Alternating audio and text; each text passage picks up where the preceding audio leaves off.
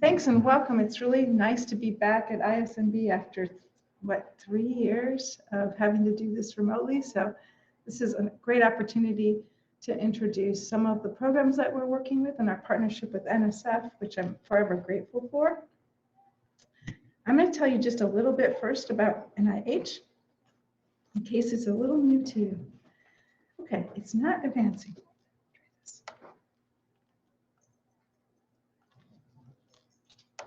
There we go. All right.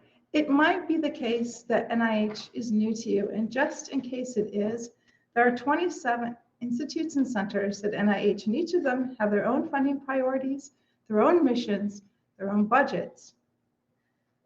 It's important to know a little bit about each of the institutes. If you're thinking of NIH funding, one of the best tools you have to learn a little bit more about NIH is, of course, visiting their website, looking for solicitations, but also to use the reporter link that NIH supports, where you can see grants that NIH is supporting that might be similar to the grants that you would be interested in soliciting funding for. So just to note that if you are interested in NIH, it's a good idea to get to know each and every one of our institutes. Our program directors are always happy to speak with you. There are things that we do collectively across NIH. We are a very collective and collaborative institute. So we have many trans NIH activities and solicitations, including partnerships with NSF. But I want to tell you a little bit about data science. Data science is an activity supported by my office and all of the institutes and centers that really focuses on our strategic plan for data science. And there are a number of themes. For example, common infrastructures.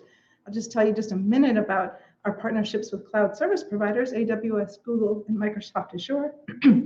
We're also working with industry to adopt and adapt methods and ideas from other fields to be used in biomedical research. And that's really important with our partnership with NSF, for example. We're also enhancing the biomedical data science research workforce to improve our programs through novel partnerships. And then, of course, we're interested in findable, accessible, interoperable, and reusable data. We're interested in cybersecurity, and we're also interested in community input on data standards, ontologies, vocabularies, as well as improving our ability to capture, create, validate, store, and analyze data, including clinical data. So it's been said, sorry, it just does not want to go forward easily. There we go. It's been said that data is the new oil. So I don't know if you realize this, but we have over 170 petabytes of data stored on 3 cloud service providers, Google AWS and Microsoft Azure. That is a real challenge. Imagine trying to manage, provide funding for, and search across 170 petabytes of data.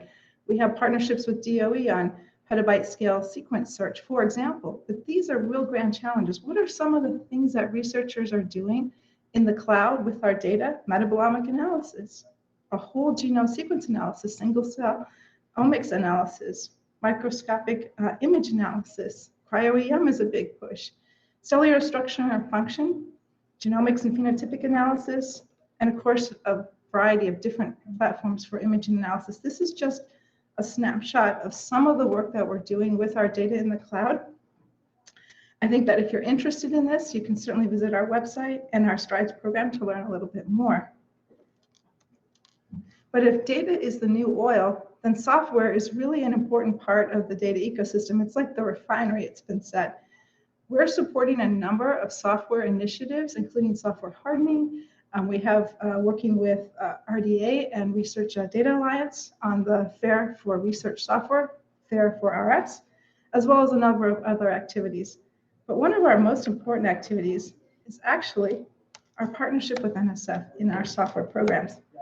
This is a program that's supported by each and every NIH Institute director. So all of our institutes participate. We hope that this will continue in the future. The goal, of course, is to accelerate the innovations in biomedical research by partnering with experts in computer science, information science, engineering, to really bring those methodologies that you're working on to our biomedical and health research enterprise activity. So this is a really important partnership for us. It's a long-standing partnership. I'm very grateful for my colleagues in our Office of Behavioral and Social Science Research, OBSSR, who started this partnership with NSF, and our agency in the Office of Data Science Strategy has picked it up. You're going to hear a lot about this program, but you also hear how, as a young investigator or an investigator, you would be able to write your grant application, what a review looks like, and how funding decisions might be made. I just want to introduce my colleagues, and thank you so much for working on this program with us.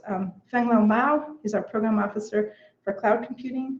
Dana Wolf-Hughes, our program officer in the program for risk factor assessment branch, our scientific review officer, and Wendy Nielsen, so we're grateful, our NSF partner, deputy director for the Division of Information and Intelligence Systems. And with that, I am going to hand it back over to you, Feng-Lao. I hope that you will all reach out to each and every one of us. We're here, Feng-Lao and I, all week, and we're happy to answer any questions that you may have.